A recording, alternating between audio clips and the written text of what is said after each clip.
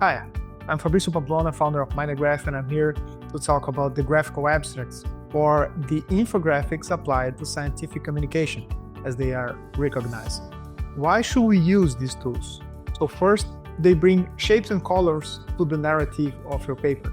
That's really interesting and attract the audience, because the reader using a graphical abstract, you can read very rapidly the essence of the message that is being conveyed. So your scientific discovery is simplified and brought to a much bigger audience. I'm really enthusiastic about the use of graphical abstracts because this is a tendency in the digital world, right?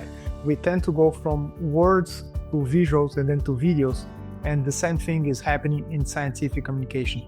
So I suggest you use MindTheGraph, the software we created to help you create the graphical abstracts of your next publication. I hope you enjoy the experience, and I'm here to hear your feedback.